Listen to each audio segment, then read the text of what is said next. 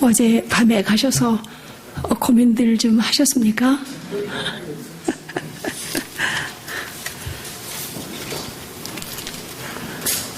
저도 이렇게 주님의 말씀을 이렇게 전하려고 그러면 겁이 날 때가 있어요. 무섭고.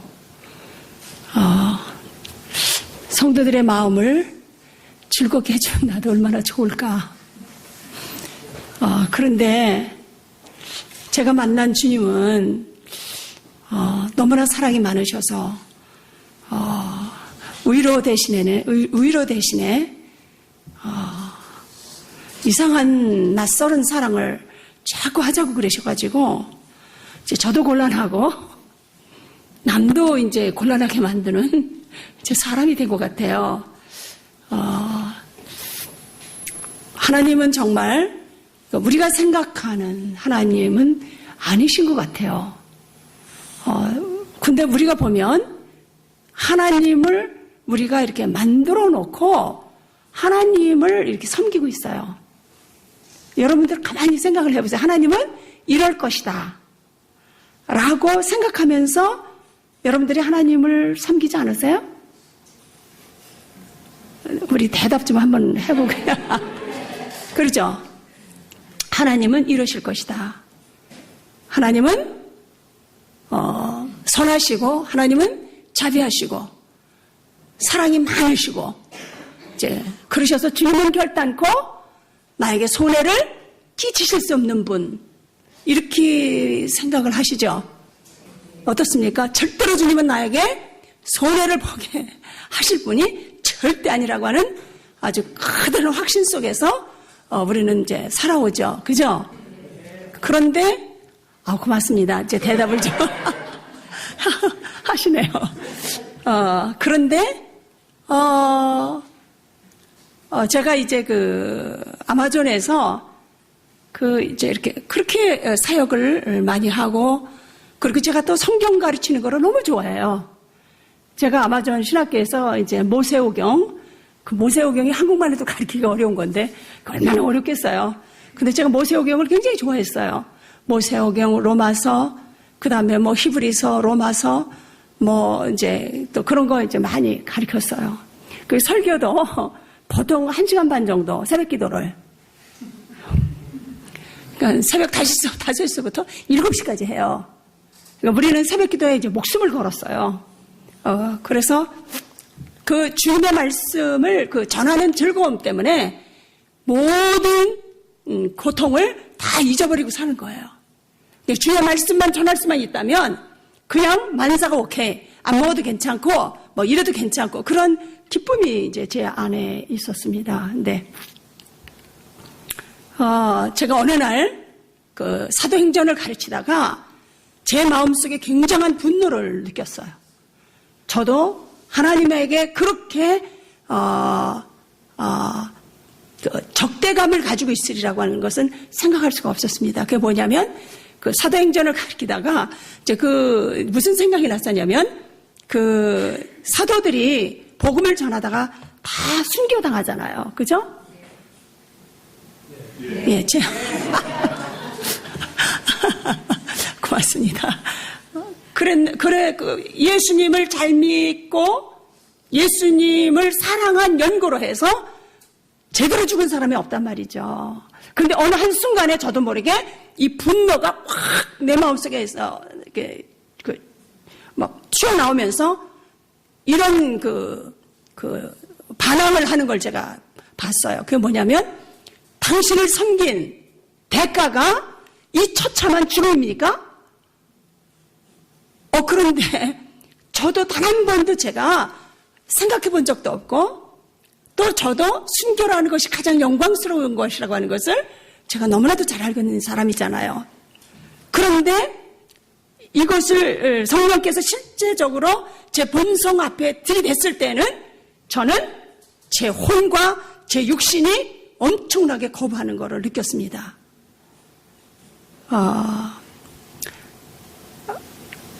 그리고 이제 제가 그렇게 하나님의 말씀을 열심히 전함에도 불구하고 제 마음속에 항상 어떤 마음이 있었느냐면 죽고 싶은 생각이 그렇게 많았어요.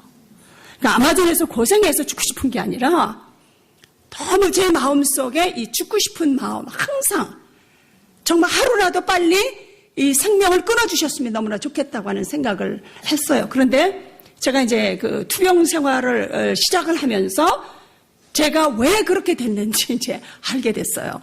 그게 뭐냐면 제가 하나님을 섬기면서 기도를 너무나 많이 해가지고 문제가 생긴 거예요. 기도를 보통 많이 한 게 아니라 너무 지나치게 많이 해가지고 그만 저 혼자 시험에 들어가지고 저 혼자 자폭을 해버린 거예요. 그게 무슨 말씀이냐면요. 하나님께 요구했던 게 너무 많았던 거예요. 제가 동교동교회에서 신앙생활 처음 할 때 하도 기도를 새벽 기도 때 크게 해가지고 달마다 야단맞다가 결국에 제가 쫓겨났어요. 그래서 아마존에 가서 너무 행복했어요. 왜냐면 날 쫓아낼 사람도 없고 말할 사람도 없고 아마존 정글에서 지가 아무리 떠들어봤자 뭐 누가 말리겠어요. 그러니까 하나님이 너무나 저를 거기다 잘 갖다 놓으신 거죠. 그런데 이제 제 마음속에 하나님에게 너무나 많이 기도를 해가지고 그냥 자폭을 한 거예요, 스스로. 그게 뭐냐면 성겹이 달라고 그런 거예요. 성겹이 달라고 그러고 그리고 내 원하는 걸 달라고 그렇게 많이 기도한 거예요. 그런데 응답을 잘 안 해주신 것에 대한 그 분노가 너무 많았던 거예요. 그러니까 그 응답해 주시지 않은 것에 대한 그 분노가 밖으로 표출이 된 게 아니라 안으로 그것이 그냥 들어와서 자폭을 한 겁니다. 그러니까 하나님에게 반항할 수는 없고 하나님에게 욕할 수 없으니까 나를 찔러가지고 내 스스로 그냥 자폭을 해버렸어요. 여러분들 혹시 그런 거 안 가지고 계십니까? 있으실걸요? 기도를 많이 하는 사람일수록 더 심할 거예요, 그게. 그래서 하나님을 절대 용서하고 싶지 않은 거. 주님이 우리에게 용서를 많이 받으셔야 돼요. 우리가 주님께 용서를 비는 게 아니라 주님이 용서를 많이 받으셔야 돼요, 우리한테. 정말 제가 장신대 채플에서 설교를 하러 오라고 그랬습니다. 그날따라 그때 제가 그 설교를 하러 오란 말을 안 했으면 그때 제가 목숨이 끊어졌을 겁니다. 그때 그 약속 때문에 제가 하루에 몇 숟가락을 이렇게 먹으면서 이렇게 지탱을 했었습니다. 그때의 그 약속이 없었으면 제가 스스로 포기했을 거예요, 먹는 것을. 근데 이제 그 약속 때문에 목숨을 걸고 제가 아주 추어탕을 먹어가면서 제가 견디면서 가서 설교하면서 이런 얘기 했습니다. 한국 교회가 이렇게 많이 타락하고 이렇게 많이 변질된 것은 우리 어머니들이 너무나 기도를 많이 해서 그랬습니다. 그랬습니다. 그러니까 너무나 사람들이 이제 충격을 받은 거예요. 아니, 저런 못된 여자가 다 있나? 한국 교회가 어머니들의 기도 때문에 부흥했다는 말은 들었어도 아니, 한국 교회가 어머니들이 기도를 너무 많이 해서 이렇게 교회가 이상해졌다고 하는 얘기를 하는 건 또 처음 들어봤다. 그러니까 저 여자가 이상한 여자가 보다 그렇게 생각을 하셨을 거예요. 네. 정말 그것은 제 체험이고 제 간증입니다. 제가 그랬으니까요. 그게 뭐냐면 하나님의 뜻대로 기도한 것이 아니라 내 욕심을 따라 기도했기 때문에. 그런데 하나님께서는 욕심을 따라 기도를 해도 응답해 주시잖아요. 내 영혼은 파래게 될 망정 응답은 주시잖아요. 시편에 있으시죠? 그죠? 시편에 반드시 그 말씀이 있으세요. 응답 주셔도 내 영혼이 파리하게 된다는 거예요. 그러니까 먹고 떨어지라 이거예요. 먹고 떨어질 때에 주님께서 죽여버린다고 그러시잖아요. 왜냐면 욕심을 그 탐욕을 자제할 줄도 탐욕을 가지고 있는 것을 회개하지 않는 겁니다. 끝까지 하나님께 대항해서 내 것을 받아내고자 하는 그 탐욕스러운 그 모습을 우리가 볼 수 있잖아요. 뭐 죽겠는 살기로 내놓으라는 거죠. 막 바지. 그래서 또 목사님들이 가르쳐 주잖아요. 소나무를 뽑고, 그죠? 예수님 바지가랑이에 찢어지든 말든지 붙잡고 늘어져서 응답을 받아내야 된다고 또 우리는 그렇게 또 가르침을 받아가지고 죽겠는 살기로 그렇게 하다가 그냥 뻗어버린 거죠.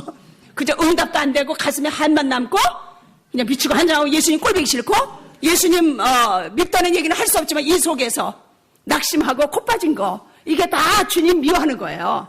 주님 싫어하고 그러잖아. 우리는 하나님 두는 거를 너무 싫어해요. 우리 마음속에. 여러분들 예수님 사랑하세요? 아직까지 모르시는 것 같아. 우리는요 예수님 안 사랑해요. 예수님이 우리를 끌고 가니까 그렇죠. 우리는 하루에도 수없이 예수님을 내 마음속에 두는 걸 싫어해요. 너무너무 싫어해요. 여러분들이 짜증내고 분내고 그러는 것들이 다 예수님 마음에 두기 싫어하는 거예요. 그런데 여러분들은 아직까지 영분별을 못해서 그래요. 진짜 여러분들이 영분별을 자세히 잘 하시면은요, 내가 내 마음속에 예수님 두기 싫어하는 마음이 얼마나 큰지를 여러분들은 너무 잘 알 수 있어요. 그래서 겸손할 수밖에 없고 주님의 존전 앞에서 고개를 들을 수가 없는 거예요. 정말 저는 여러분들 생각할 때 어때요? 참 복되고 거룩한 삶을 살 것 같으죠? 어떠세요? 죄도 모를 것 같고 그럴 것 같잖아요. 안 그래요? 더 더러운 게 더 많이 나타나요. 그래서 너무 감사해요. 진짜 어쩌면 그렇게 연단을 받고 그만큼 하나님의 손에 의해서 다루심을 받았으면 이제는 그냥 좋은 것만 나올 것 같잖아요. 절대 좋은 거는 하늘로부터 오는 거지 절대 내 속에는 없더라고요. 이 엄청난 사실 앞에서 진짜 기함을 하겠어요. 그래서 죽는 날까지 아주 목숨이 끊어지는 그 순간까지 뭐만 해야 되냐면 주님 내 꼬라지가 이렇습니다. 세상에 주님밖에는 선하신 분이 없습니다. 주여 내 속에 선한 것이 없고 그저 악만 있는 것 이런 나를 당신의 보혈을 의지해서 내가 주 앞에 갑니다. 그저 주님의 보혈과 주님의 사랑만 찬양하는 것. 그래서 제가 얘기한 거는 해드릴게요. 재미나는 얘기. 제가 이제 2006년도에 그 폐암 수술을 하고 항암 치료를 하고 제가 굉장히 터프한 여자입니다. 아마 고려 시대 정도 됐으면 말 타고 굉장히 아주 터프하게 살았을 여자 같아요. 그런데 제가 운전을 굉장히 하는 걸 좋아합니다. 아주 엄청 좋아해요. 그러는데 지금은 이제 운전도 잘 못하지만 그때에 항암 치료를 하고 이제 운전을 하고 제가 트라젯을 몰고 이제 시내를 가는 겁니다. 얼마나 고통을 받았겠어요. 그럼에도 불구하고 트라젯을 몰고 탁 나가는데요. 누가 백미러를 탁 쳤습니다. 그러니까 신경질이 팍 났어요, 제가. 너무 화가 나가지고 저는 또 예의 그러면 주님의 말씀보다 더 아주 좀 귀히 여기는 그러한 아주 그런 게 있습니다. 그래서 제가 쫓아갔습니다. 막 크랙션을 누르면서 거기 서라고 사과하고 가라고 막 쫓아갔습니다. 그랬더니 그러는 사이에 또 차 하나가 껴들었어요. 더 화가 났죠, 제가. 더 열받아가지고 더 크랙션을 누르면서 더 쫓아가는 거예요. 하도 기가 막힌지 그 사람이 차를 시내 한복판에 내놓고 할머니 죄송합니다. 그래서 제가 그러면 그렇지 사과를 해야 될 거 아니냐고. 근데 여기까지는 좋았어요. 근데 저희 언니가 옆에서 타고 있다가 선교사가 하는 행동이 과간이 아니니까 너무나 황망해가지고 나를 못 쳐다보죠. 창밖만 쳐다보고 있더라고요. 그런데 제가 그 순간에 주님에게 막 화를 내면서 뭐라고 말을 하는 줄 아세요? 하나님, 폐를 자르고 항암을 축적시켰으면 내 성질을 고쳐줬어야지. 왜 내 성질을 안 고쳐줬냐? 막 소리를 지르면서 제가 이럴 수가 있느냐고. 주님 정말 그러시냐고. 그러니까 제가요, 그 정도로 고통을 받았으면 뭔가 보상을 해주실 것이라고 하는 이 기대가 이제 있었던 모양이에요.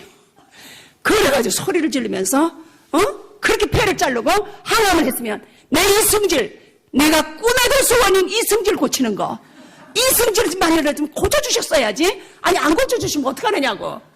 그랬더니 또 주님이 절대 안 고쳐준다? 이러시는 거예요. 더 화가 나가지고 더 소리를 지르는 거예요. 그랬더니 주님이 이런 얘기 하셔요. 네 꼬라지는 알고 남 판단이나 하지 말고 겸손하게 사셔 이러시는 거예요. 어떠세요, 여러분들? 여러분들이 변화될 것이라고 믿습니까? 아멘 하십니까?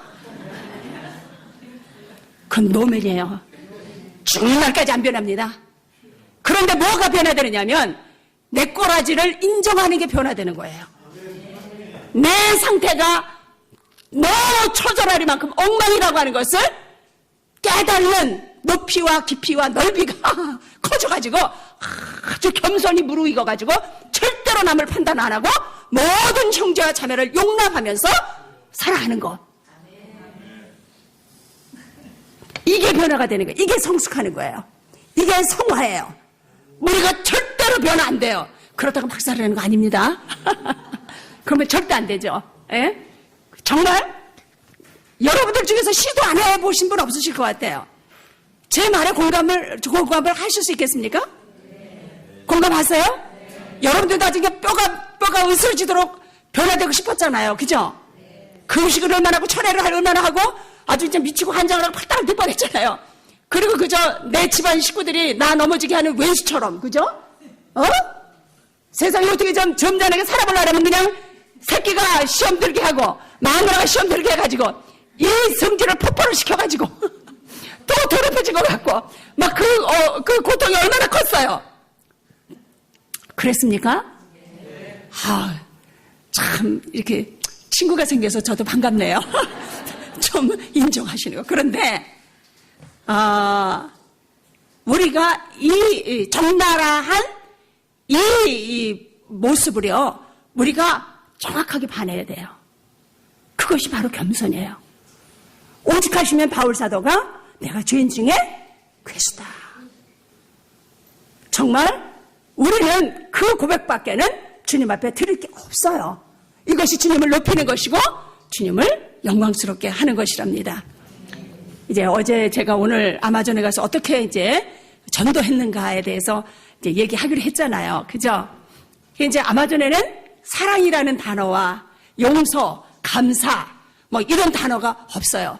그래서 신약 성경을 번역을 하면 성경이 이것만 해줘요.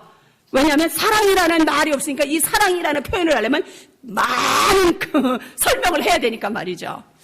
그래서 제가 하나님 사랑도 모르고 사랑이라는 단어도 없고 용서와 감사와 변화라든가 이러한 단어 자체가 없는데 어떻게 하겠습니까?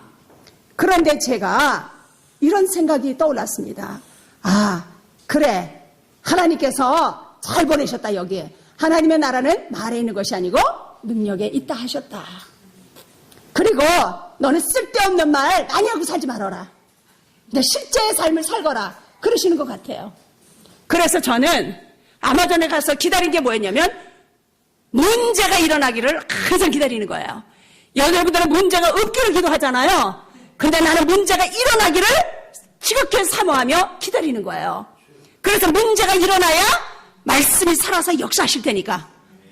우리 속에서 사랑이 나가고 용서가 나가고 감사가 나가고 그런 모든 것이 다 나갈 거 아니에요. 그러죠?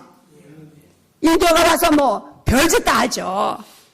얼마나 이상한 짓도 많이 하고 상상을 초월하는 일을 얼마나 많이 하겠어요.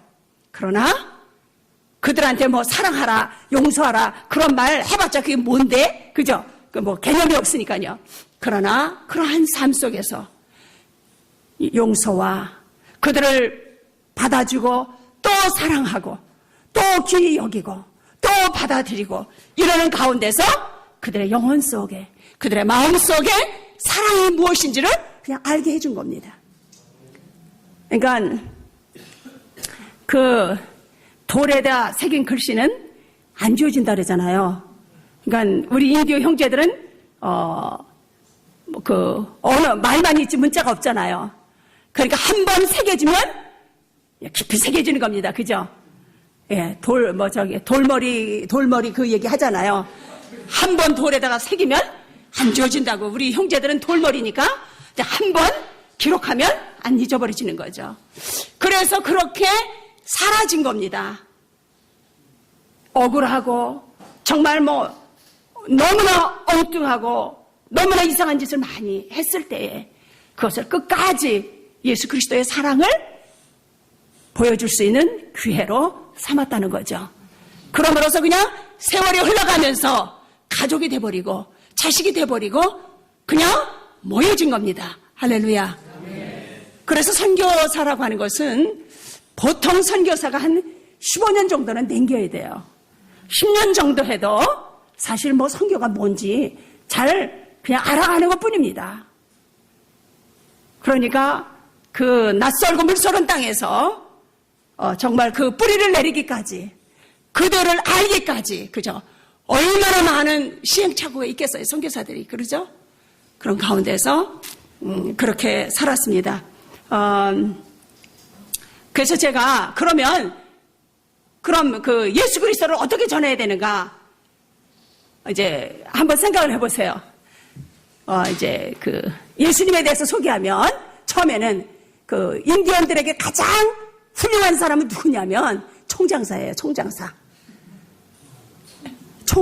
화살로만 쏘다가 요런 콩알 많은 거 집어넣고 왜 땅 쏘는 거 있잖아요. 사냥하는 거. 그러니까 인디언들한테 가장 훌륭한 거는 총이에요. 총. 그 딱기총 같이 좀 이렇게 생긴 거예요. 사냥하는데 이렇게 뭐 탁 이렇게 하는 거예요. 그러니까 총장사냐고. 예수님이 저기 도시에 사시는 총장사냐고. 하나님께서는 얼마나 지혜로우신지 정말로 이 가정의 부모와 자식과의 관계에서 얼마든지 하나님의 사랑을 그리고 용서를 구속하심을 그거를 다 이렇게 설명할 수가 있어요. 그래서 만약에 너희 자녀가 카누 타고 가다가 카누가 뒤집어져서 떠내려가면 너희는 어떻게 하겠느냐. 그러면 자기가 목숨을 버리고 자기 자녀를 구하러 물에 뛰어들지 않겠느냐. 이제 그것이 이제 예수님의 사랑 뭐 이렇게 하면 손뼉을 치면서 그러면 그 착하신 분을 왜 안 믿겠냐고. 그러니까 여러분들보다 훨씬 낫죠. 그죠? 세상에 그 마음으로 담는 거예요. 근데 우리는 어디 그래 이러지만 그거를 가슴에 담는 거예요. 실제적이니까 말이죠. 그러죠. 어제도 제가 말씀을 드렸지만 정말로 제가 그나마라도 아마존의 그 험한 곳에서 제가 살아남을 수 있었던 것은 하나님께서 매일 일어나는 이제 제가 한 가지 재미나는 얘기해 드릴게요. 우리의 회개는 다른 것이 아닙니다. 그 상대방을 보면서 나를 발견하며 하나님 앞에 고백하면서 나아가는 것이 우리의 회개입니다. 저희 남편이 작년에 12월 달에 이제 왔어요. 근데 저희 강아지가 이제 하도 도둑이 많으니까 뭐 오실에는 오시고 냄비는 냄비는 막 훔쳐가니까 말이죠. 이제 그 강아지를 기르고. 근데 이제 그래도 괜찮은데 너무너무 살인이 많으니까요. 그래서 이제 강아지를 2마리를 키웠는데 저희 강아지가 항상 이렇게 그 울타리를 뚫고 아주 너무너무 아주 완벽하게 해놨는데도 어떻게 그렇게 밖에서 나가가지고 그 가게집에 가서 생선을 훔쳐와요. 그럼 선교사 강아지가 가서 그 생선을 그렇게 훔쳐오면 되겠어요? 그러니까 너무너무 이제 시험 들죠. 속상하고. 그러니까 기도를 해도 응답이 없는 거예요. 우리가 얼마나 기도했겠어요, 주님 우리? 펠리스가 절대로 생선 훔쳐오지 않게 해달라 해도 절대로 응답을 안 하시는 거예요. 그리고 응답을 안 하면 회개해야 되잖아요. 그죠? 그래서 이제 저희 목사님이 이제 화가 잔뜩 나셨어요. 그리고 나가서 이상한 똥개들이랑 연애를 해가지고 잡종만 낳고 아주 그냥 속이상해서 못 사신다고 그러시더라고요. 그래서 제가 여보 혹시 우리 그 펠릭스하고 그 강아지들의 모습이 혹시 목사님 영적인 상태가 아닌가 모르겠어요. 제가 그랬더니 목사님이 알았어. 내가 생각해 볼게. 내가 기도할게. 그러시더라고요. 그러니까 우리의 회개는 바로 그거예요. 그러니까 그 강아지들이 하는 모습이 내가 하나님 앞에서 하고 있는 모습이에요. 그래서 그것을 확실하게 깨닫고 회개하면 그 다음에 문제가 해결이 되는 거예요. 그 기간 동안 우리 강아지들이 우리의 회개를 위하여 그들이 하나님 앞에 사용되지는 거죠. 할렐루야. 이런 비밀이 있는지 몰랐죠? 그러니까 여러분들이 하나님 내 자녀를 변화시켜 주시옵소서, 내 남편을 변화시켜 주시옵소서 아무리 그래도 절대 응답이 없어요. 그리고 주님 뭐라 하세요? 네가 변화되면 변화될걸? 그 소리를 반드시 들으셔야 돼요. 걔 변화되라고 기도하지 말고 네가 변화되면 자동적으로 걔는 변화가 될 것이다. 여러분들 하나님은 뭐라고 대답을 하세요? 네, 하나님은 그렇게 말씀을 하세요. 항상. 그러니까 그 사람들이 말을 안 듣고 그 사람들이 내 마음을 격동시키는 것은 내가 그렇게 주님을 격동을 시키고 주님을 그렇게 괴롭히고 있는 거거든요. 그러니까 주님은 화딱지가 나셔가지고 내 심정을 좀 알아달라고 나한테 고를 지르고 계시는 거예요. 아시겠습니까? 그런데 우리는 내 옆에 있는 사람이 나 골 찌른다고 생각을 하잖아요. 그러니까 주님이 하도 말을 안 들으니까 약이 올르셔가지고 문제 일으켜가지고 당신 속 터지는 것 좀 알아달라고 주님이 환경을 갖다가 들이대시는 거예요. 잘 알아들으셨습니까? 예수님 복장 터지는 것을 좀 알으라고. 어떻게 알겠어요? 무슨 수로 우리가 예수님 복장 터지는 걸 알겠어요? 자식의 속을 세게 봐야 내 복장이 터질 때 예수님 복장도 터지는 걸 알죠. 그러니까 모든 일에서는요, 모든 사건을 보면 주님이 당신 마음을 알아달라고, 당신 마음을 알아달라고 우리에게 재촉하시고 간절히 원하시는 마음을 우리가 볼 수가 있어요. 거기에서만 우리가 눈을 조금만 열어도 뜨면 얼마나 우리가 주님과 깊은 교제를 할 수가 있겠어요. 그렇죠? 그렇게 했습니까? 안 그랬습니까? 그러니까 거기서 율법의 완성이 있고 사랑이 있고 용서가 있고 다 있더라고요. 그 하나의 깨달음 속에 율법의 완성이 있고 사랑이 있고 용서가 있고 화해가 있고 의가 있고 다 들어있더라고요. 그러니까 저같이 머리 나쁜 사람은 주님께서 그냥 그런 방법으로 저를 가르치시는 거예요. 저는 머리가 똑똑지를 못해가지고 지금도 계산을 하면은 맞지를 않아요. 안 맞아요. 우리 남편도 그렇고 이 산수를 못하는 거예요.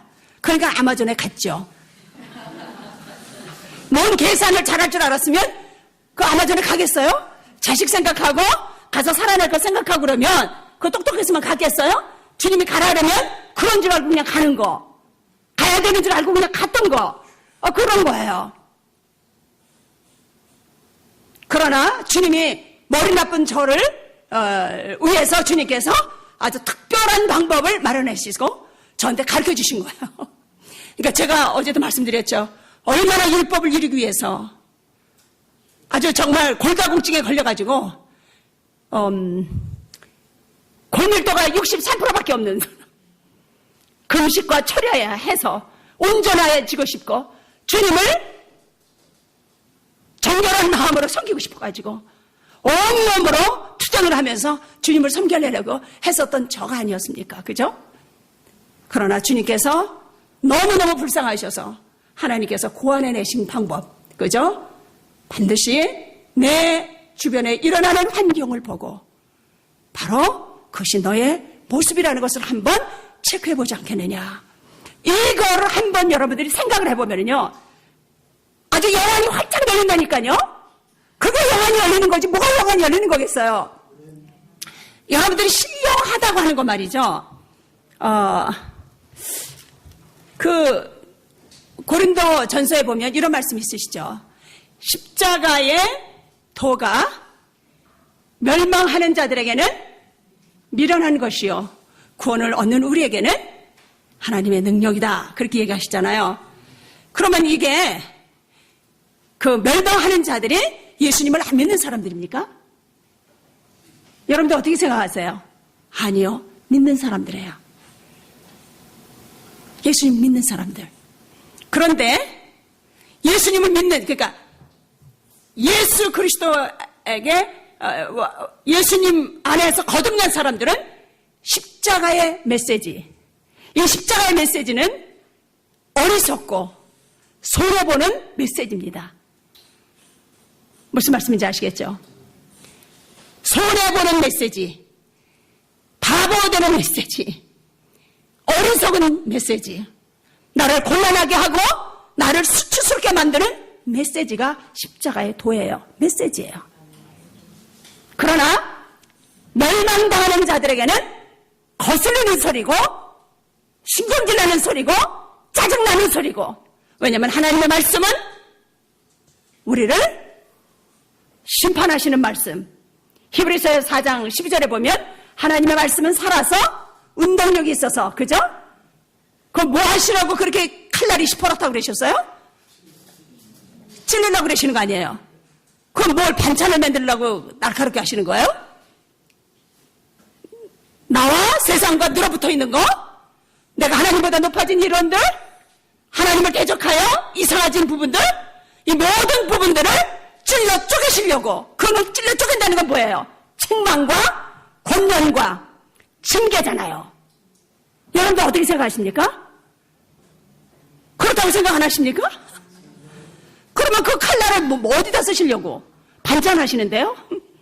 아니면 옷 재단하는데 나무 자르는데 쓰려고 그럽니까? 아니요. 우리를 책망하시고 징계하시고 권면하셔서, 그죠? 주님과 연합하라고. 하나님을 대항하여 거스려지는 이 모든 부분을 주님께서 잘라내려고 그러시는 거잖아요. 분별하게 하시고, 그죠? 벌거벗기시고.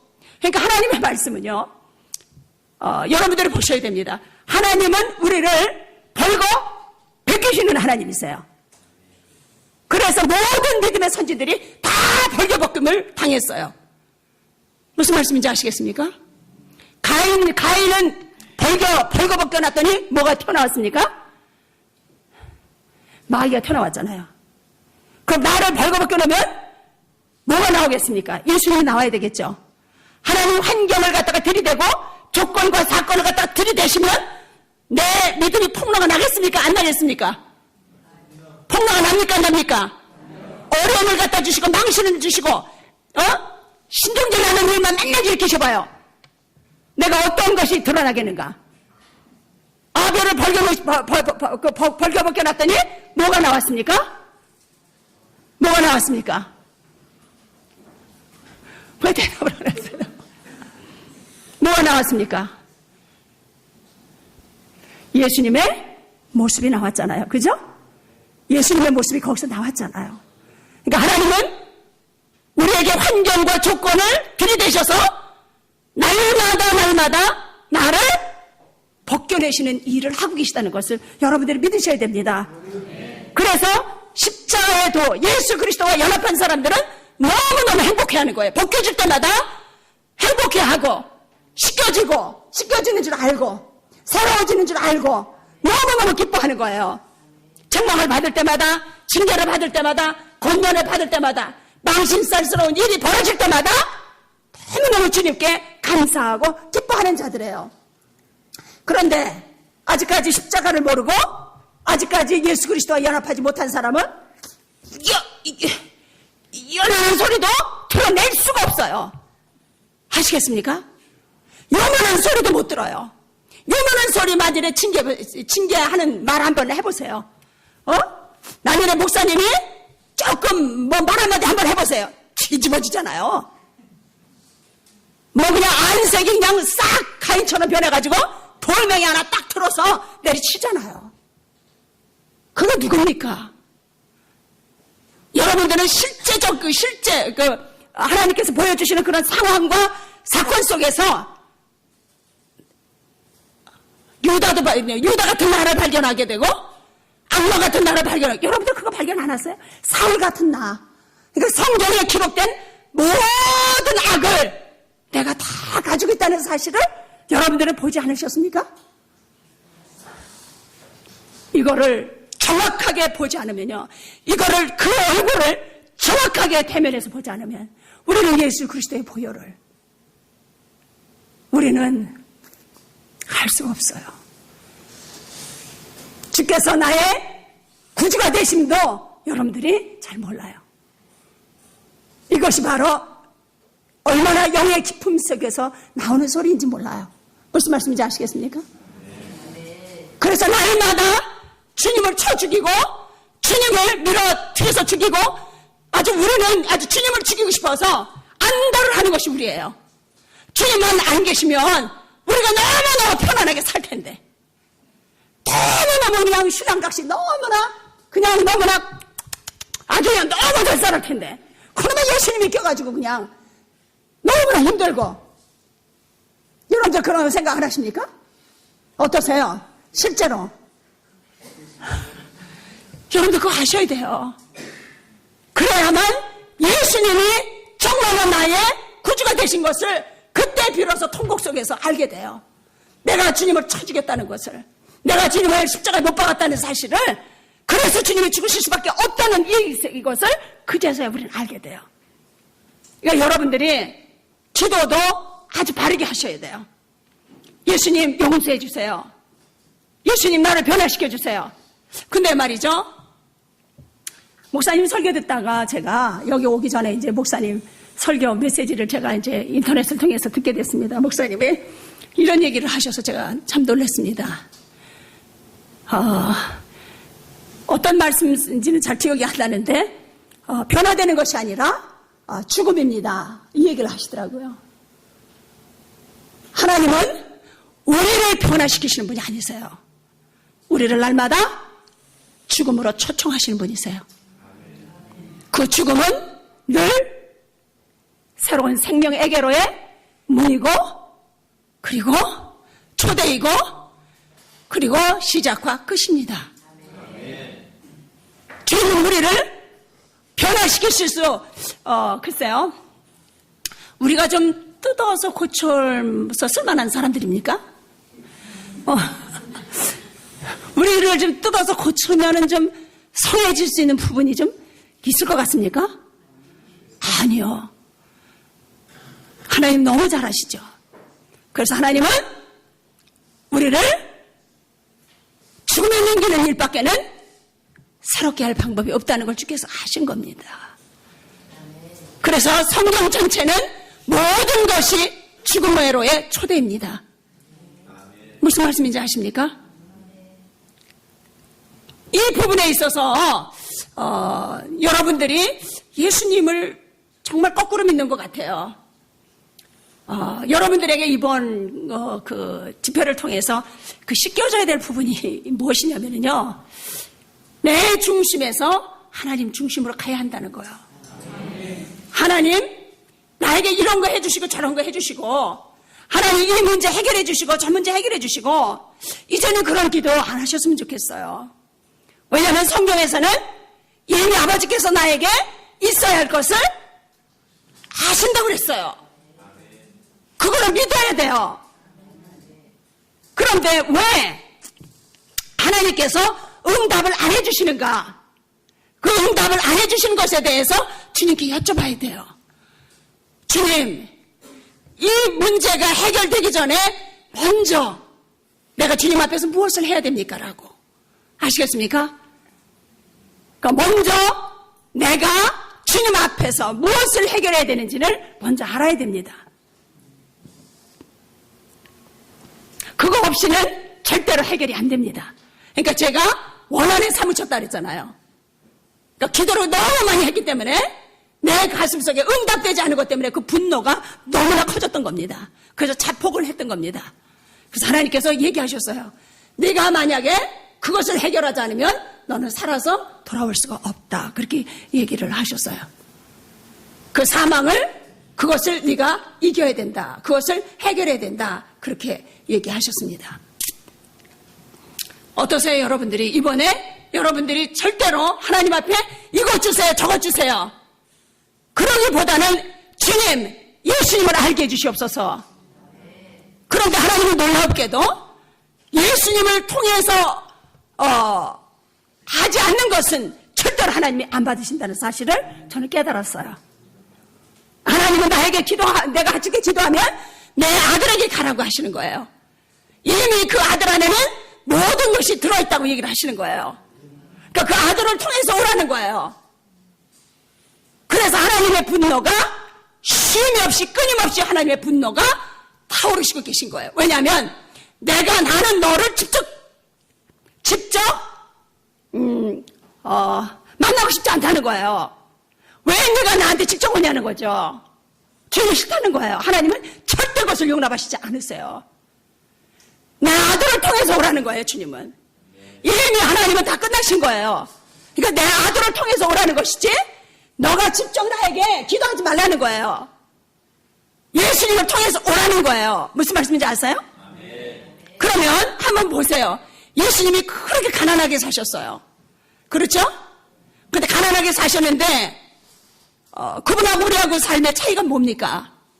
한번 우리가 생각을 해봅시다. 우리는 평생 달라고 하는 것이 고와 같은 것이 우리고요. 예수님은 없으셨어도 얼마나 잘 사셨어요. 그죠? 그분이 하나님을 원망을 했습니까? 그분이 하나님께 삐졌습니까? 하나님 예수님 하나님 안 믿을 태교로 하나님이 예수님이 나가버리셨습니까? 여러분들 어떻게 생각하세요? 그 예수님하고 왜 내 삶이 틀린가? 그러니까 예수님을 들여다볼 때에 예수님은 어떻게 사셨는가? 그걸 한번 보세요. 너무나 어려운가? 말이? 너무 어렵습니까? 그 말이? 그러니까 하나님은 너희가 나에게 직접 오지 말라는 거예요. 내 아들을 통해서 오라는 겁니다. 무슨 말씀인지 아시죠? 이 말의 뜻은 뭐냐면 예수님이 하나님을 사랑했듯이 그렇게 너희도 그렇게 하라는 거예요. 무슨 말씀인지 알죠? 여러분들이 참 저도 고민을 많이 했지만 진리를 알지니 진리가 너희를 자유케 하리라 이런 말씀이 있습니다. 그런데 정말 이 말씀의 뜻을 몇 사람이나 알까 싶어요. 저는 진리를 알지니 진리가 너희를 자유케 하리라. 그것은 예수님이 가지셨던 자유함을 내가 갖는다는 거거든요. 예수님이 모든 것에 자유하셨던 그 누리셨던 자유가 내게 온다는 얘기예요. 근데 그게 쉽게 오겠습니까? 그것을 경험하고 아는 사람이 도대체 이 세상에 몇 사람이나 될까? 저는 그런 생각해요. 그렇다면 우리는 심히 떨고 두려워해야 되겠죠. 너무너무 무시무시한 겁니다. 너무나 끔찍하고 정말 성경대로 말씀하자면 내가 정말로 주님에게 인치심을 받은 사람인가? 정말 내가 구원받은 사람일까? 왜 내게 그렇다면 자유함이 없을까? 왜 나는 진리를 할지 진리가 자유하게 하는데 왜 나는 자유하지 않을까? 이게 도대체 어떻게 된 걸까? 여러분들이 굉장히 두려워하셔야 돼요. 떨고 너무너무 무시무시하게 떨어야 됩니다. 부자 청년이 왔습니다. 네 소유를 다 팔아 가난한 자에게 주고 나를 따르라 그러셨어요. 그 청년의 잘못은 무엇입니까? 부자였기 때문에 잘못했습니까? 아니죠. 왜 그랬죠? 왜 그 사람이 근심하며 떠났습니까? 왜 그랬습니까? 예수님이 돈보다 가치가 없다고 생각했잖아요. 그랬습니까? 그랬습니까?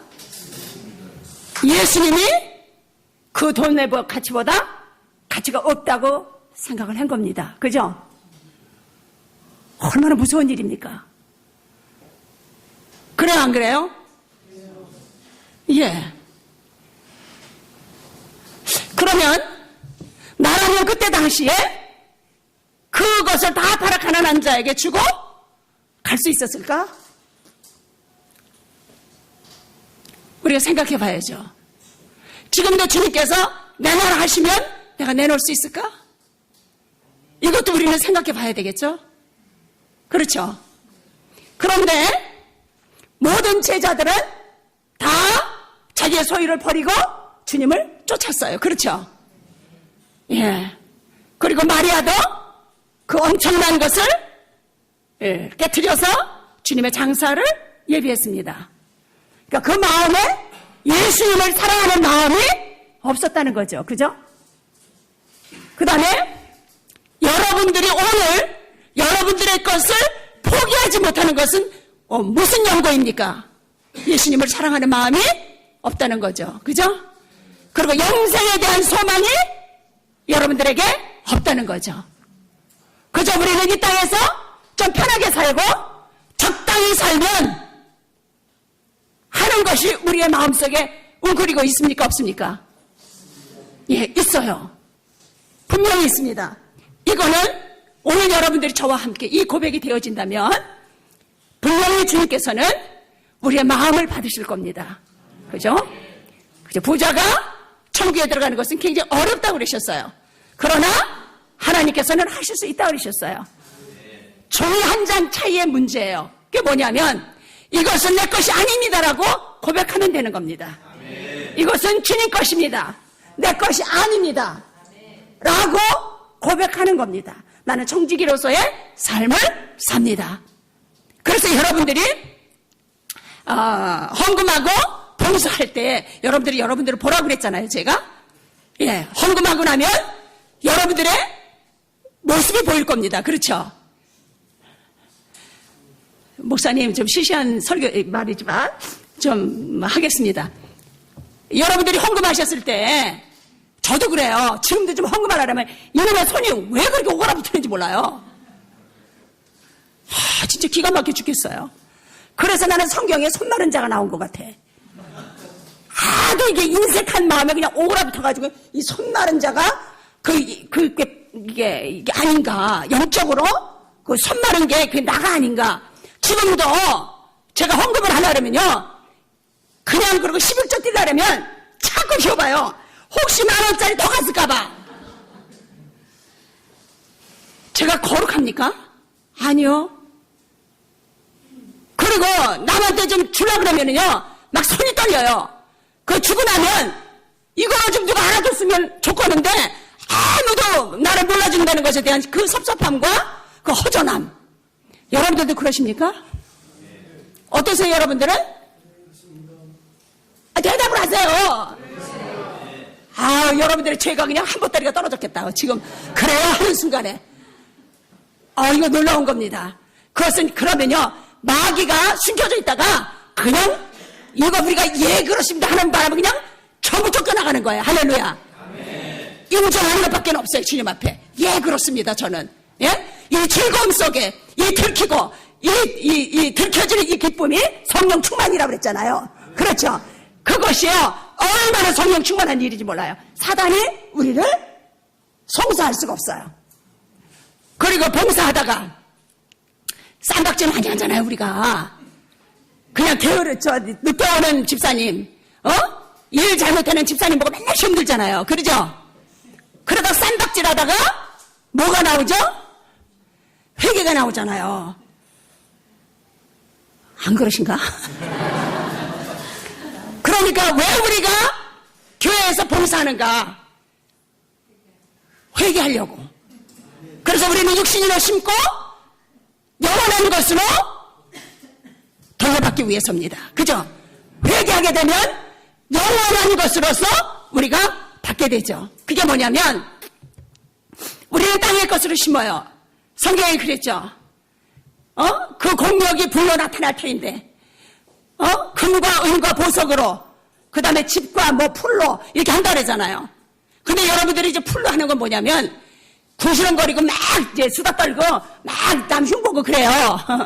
근데 그거를 회개 안 하면 지푸라기가 되는 거고, 주여, 오늘 내 꼬라지가 그냥 얼마나 튀어나왔던지 하나님, 진짜 아주 내가 만진창이가 될 만큼 내가 드러났습니다.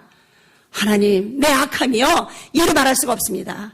아주 내가 그 집사 아주 머리채를 잡고 아주 그냥 뱅뱅 돌리려고 그러다가, 주님, 내가 그래도 참았습니다.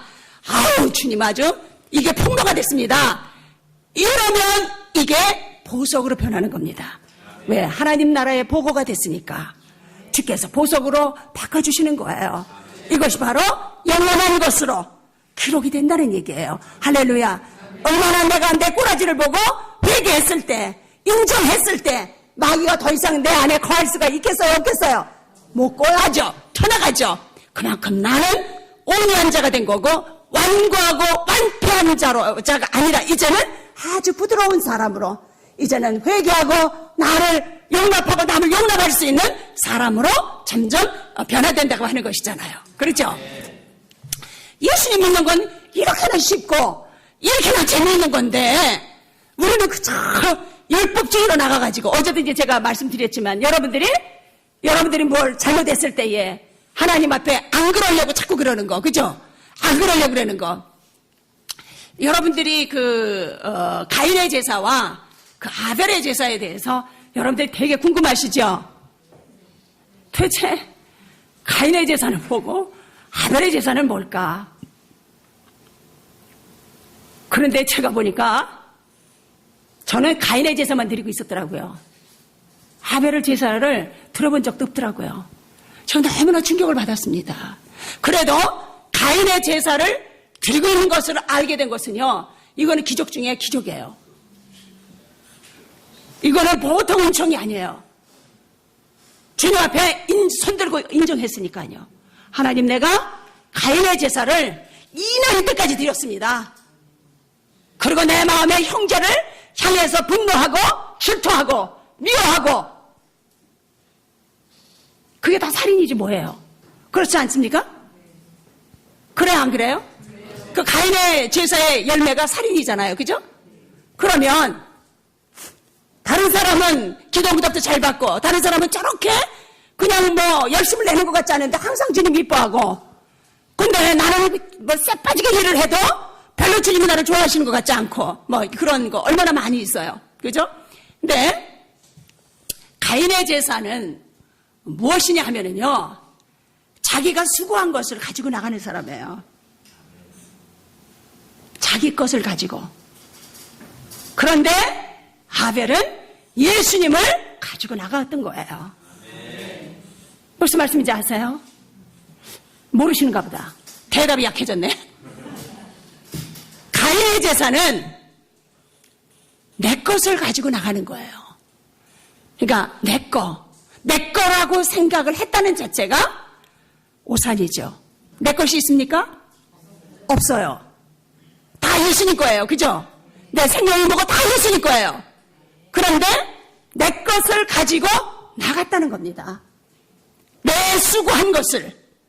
그러니까 뻔순이가 되는 거죠. 주님, 나는 11조도 했고 나는 이것도 했고 저것도 했습니다. 나는 저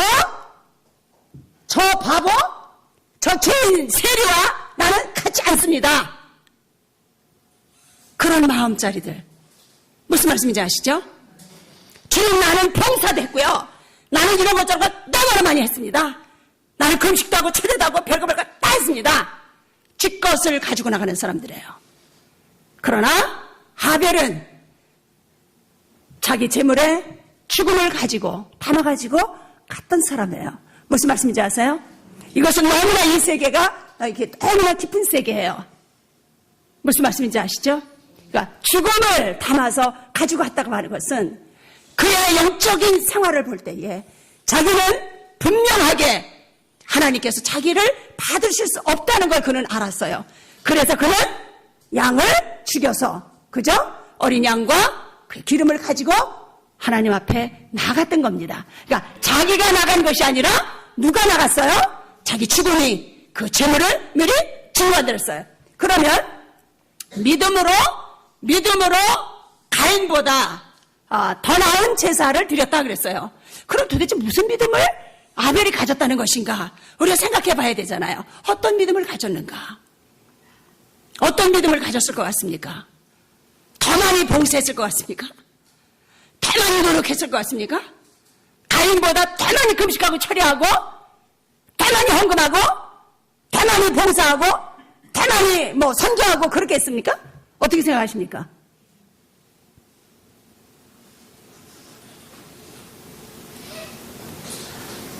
여러분들이 육신적으로 일할 때에, 봉사할 때에 이것이 다 즐겨 연락될 것이라고 생각하잖아요. 그죠? 그렇죠? 그런데 그것이 아니라고 여러분들이 할 때는 얼마나 기절을 할 노릇이겠어요. 그렇죠? 그 슬픔과 그 분노가 얼마나 크겠어요. 그죠? 만일에 주님께서 여러분들이 오늘 나타나셔서 나는 너가 한 거 난 몰라. 나는 네가 한 거 도무지 모르겠어. 나는 너도 모르겠어. 하고 주님께서 내치신다 그러면 어둠 속에 내쫓겨서 이를 갈미 있으리라 그런 얘기 하시잖아요. 그죠? 그러면 오늘 만약에 가인의 제사를 내가 드렸다고 해보세요. 그러면 여러분들이 놀라울 것은 사실이잖아요. 그러면 여러분들이 놀랍기만 하셔야 됩니까? 감사를 드려야 되겠습니까? 저는 너무 감사했어요. 그러므로 저는 돌아설 수가 있었어요. 주님 앞에.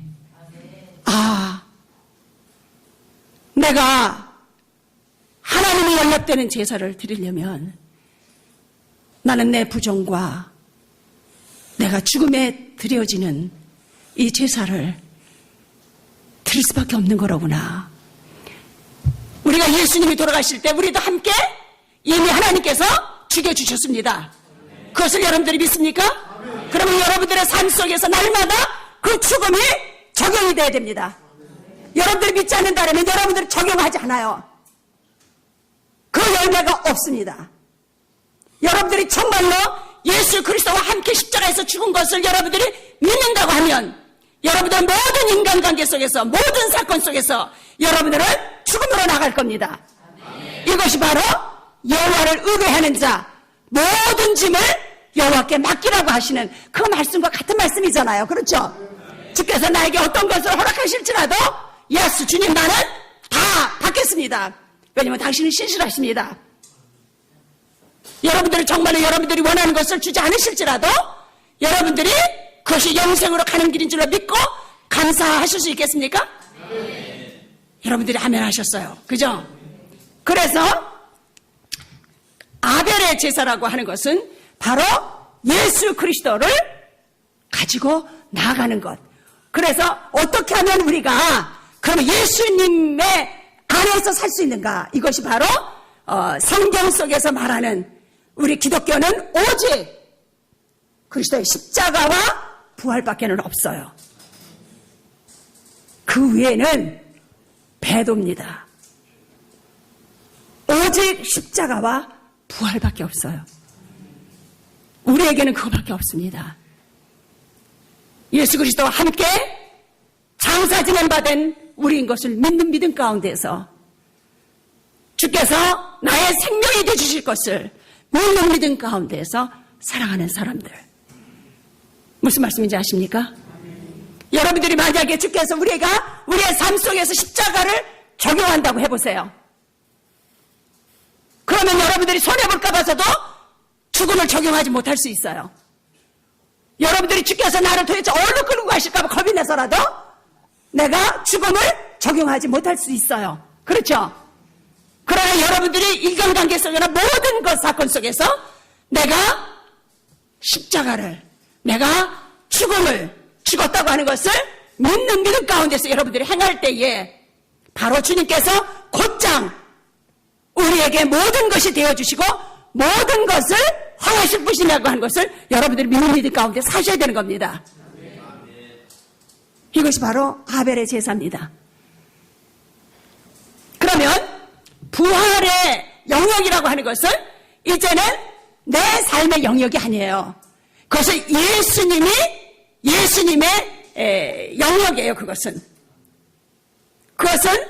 바로 우리가 이 세상에서 살고 있지만 하나님의 나라에서 사는 것처럼 사는 거예요. 무슨 말씀인지 아십니까? 말하자면 여러분들이 우리가 죄 가운데서 이렇게 살지만 그 죄가 나를 주장하지 않는 상태. 여러분들이 어떠한 일을 당할지라도 여러분들의 믿음이 조금도 흔들리지 않는 상태. 그러니까 여러분들이 성령의 열매라고 말씀하시는 것, 그 아닙니다. 무슨 말씀인지 아시겠어요? 그러나 이 이 성령의 열매는 십자가에서 태어난다는 거예요. 내가 내 자신을 부인하고 내가 십자가에서 죽은 것을 알면서 살아가는 사람들 속에 성령의 열매는 맺혀지는 겁니다. 그렇다면 더 이상은 내가 산 것이 아니요 그리스도께서 내 안에 사신 것이다 하는 고백을 할 수 있는 거예요. 그것이 바로 가인의 제사라는 겁니다. 이제는 내 생명으로 사는 것이 아니라 예수님의 생명으로 살기 위해서 나는 그 죽음을 맞이하고 기쁘게 통과한다는 겁니다. 그거 없이는 우리가 바라는, 근데 우리가 바랄 때, 근데 저는요, 이것에서 떠난 지 얼마 안 됐어요. 저는 그렇게 제가 세상과 이렇게 늘어붙어 있는 사람인지 몰랐습니다. 너무너무 집요하게 이것이 늘어붙어 있었다는 것을 제가 잘 몰랐었어요. 제가 이 암을 겪기 전에는 제가 그렇게 세상과 늘어붙어 있는 사람, 아마존에 가서 그렇게 헌신을 했음에도 불구하고 제가 제 마음속에 어떤 그 갈라지지 않은 부분을 제가 알았습니다. 기회만 되면 잘 되고 싶고, 기회만 되면 성공하고 싶고, 기회만 되면 모든 것이 성공으로 이끌어지기를 이 바라는 이 마음이 말이죠. 이것이 주님이 이것을 잘라내신 것은 얼마 안 됐어요. 참 놀랍죠? 이것이 원죄잖아요. 원죄. 그러니까 우리가 예수님을 믿는다고 하는 것은 원죄로부터 우리가 구원을 받습니다. 두려움에서 구원을 받는데, 여러분들이 두려움 그러면 우리가 가장 두려워하는 게 뭡니까? 먹고 사는 문제잖아요. 그죠? 안 그렇습니까? 여러분들이요, 왜 우리가 비굴해지고 왜 우리가 이렇게 하고 사는지 아세요? 밥줄이 끊어질까 봐 그래요. 이 세상에서 가장 무섭고 두려운 게 있다면요, 이 밥줄입니다. 여러분들 그거 모르십니까? 우리가 만약에 이것에서부터 자유해진다면 우리는 이 세상에 두려울 게 없어요. 그렇지 않습니까? 남한테 비굴해질 일도 없고, 남에게 굽실거릴 것도 없고, 남에게 초라해질 것도 없어요. 그런데 우리가 살려고 생각하니까 항상 이 두려움에 떠는 거잖아요. 그렇죠? 죽고자 생각하면 우리가 떨 이유가 있겠습니까? 어떻게 생각하십니까? 깊은 생각하셔야 돼요. 이 먹고 사는 문제가 얼마나 우리를 공포에다가 집어넣는지 몰라요. 그래서 하나님을 우리가 떠날 때에, 범죄했을 때에 가장 심각했던 것이 바로 하나님을 보장 삼은 것이 아니라 이제는 돈을 보장 삼아 인간이 살게 됐다고 하는 겁니다. 그죠? 여러분들 만약에 한 100억 정도 준다고 예수님 믿지 말라 그러면 어떻게 하시겠습니까? 고민하시겠습니까? 안 하겠습니까? 해요, 목사님. 목사님은 안 하시지. 여러분들 어떠실 것 같아요? 100억 준다는데 예수님 믿지 말아라. 100억 줄 테니까. 그러면 안 믿을 것 같아. 여러분들은 어떠세요? 그럴 것 같으죠? 이 두려움과 공포 속에 여러분들이 떨어보지 않는다 그러면 우리가 누구인지 잘 모를 거예요. 무슨 말씀인지 아시죠? 만약에 누가 나를 대기업의 사장으로 앉혀준다. 너 예수님 믿지 말아라.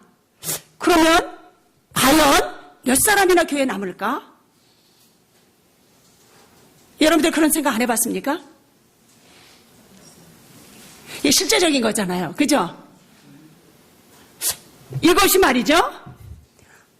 우리가 생각할 때는 아니라고 우리가 대답할 수 있지만 이것이 실제가 되어진다고 생각할 때는 또 달라지는 겁니다. 무슨 말씀인지 아시죠? 그래서 우리가 그 돈을 이제 돈이잖아요. 우리한테는. 그렇죠? 여러분들 그렇습니까? 돈이 보장입니까? 여러분들의? 보장입니다. 여러분들 돈이 없으면 가슴이 떨립니까? 안 떨립니까? 떨리죠? 나는 막 떨려요. 그래서 막 허우적거리는 저를 봐요. 그래서 또 감사해요. 이 망할 놈의 인생이 참으로 이것밖에 안 되는데도 여전히 주님은 뭐가 좋다고 그렇게 날 따라하시고 구원하시려고 그럴까? 너무나 감사하고. 지금도 말이죠. 무슨 짓을 해서라도 선교지에 학교 좀 새롭게 지었으면 좋겠다. 그렇다면 내가 이 얘기 해드릴게요. 제가 선교지에서 기도를 하다가 짜증이 났어요.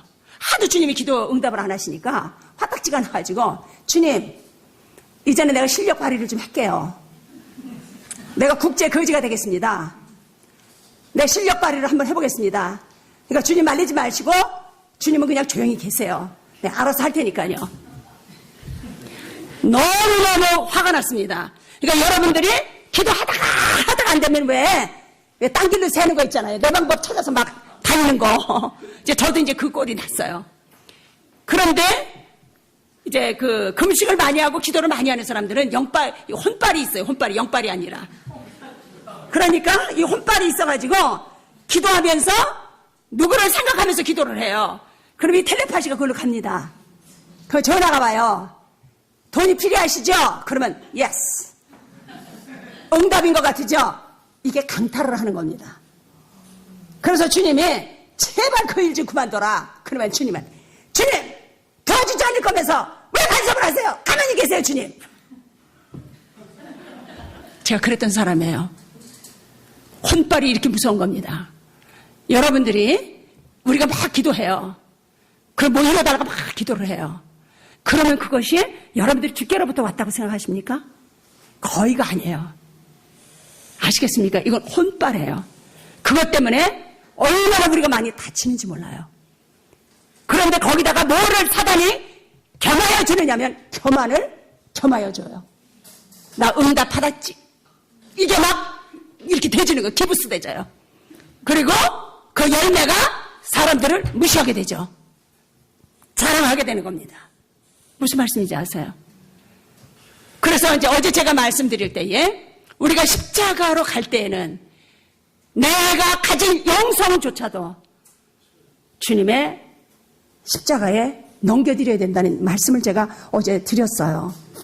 그러니까 내가 가진 이 모든 영성, 내가 알고 있는 하나님에 대한 모든 지식까지도 다 주님께 드려야 되는 거예요.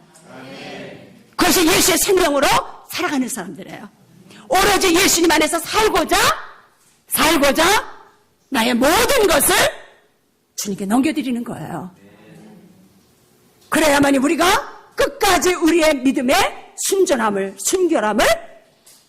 우리가 가질 수 있고 주님께 인치심을 받을 수 있기 때문입니다. 그래서 제가요, 학교를 얼마나 많이 건물을 세우는지 몰라요. 그 아마존 정글 속에다가 17개를 세웠으니까요.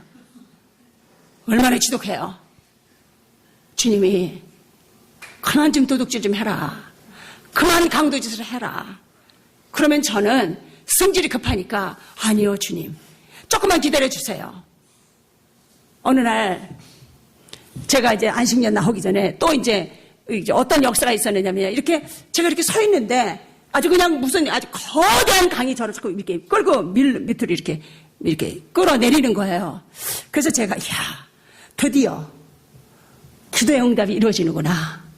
하나님이 능력 충만으로 역사하셔서 확 역사를 일으키시겠구나. 이렇게 제가 생각을 했어요. 그래서 하나님 그 말씀을 주세요. 그랬더니 에스겔서 47장을 주셨습니다. 그 사건이 일어날 것이다. 그래서 저는 막 군침을 삼키고 드디어 능력 충만, 허성교사님 능력 충만, 막 장풍을 막 하게 이제 이 정도 해만 전 세계가 알아주는 이거 뭐 허성교사가 되겠구나. 드디어 내 소원 성취가 이루어졌구나. 전 그렇게 생각했어요. 그러는데 또 제가 이제 뭐라 그러냐면 주님 세상에 예수님 믿고 그렇게 연단을 받고 농촌교회 가서 6년 동안 세상에 그 험한 세월을 살다가 아마존에 와서 세상에 26년 동안 이 엄청난 일을 해냈으니까 나는 요셉의 연단이 이제 끝났습니다. 이제야말로 나는 신통, 물통, 일통의 역사가 일어나서 나는 드디어 최고의 능력자로서 한판 버릴 겁니다. 이 커다란 야망을 가슴에 안고 한국에 나왔습니다. 그랬더니 하나님께서 세상에 나에게 일 잘했다고 선물을 탁 주신 게 암이잖아요. 뒤통수를 맞았잖아요. 제가 여러 번 주님께 뒤통수 맞았어요. 헛물켰다가 그래서 저는 그 거대한 걸 제가 얼마나 그 예수님이 그 세 가지 시험을 받으시잖아요. 그죠? 마귀한테. 그 야망이요. 내 속에 충만하게 있었던 거예요. 그래서 와우!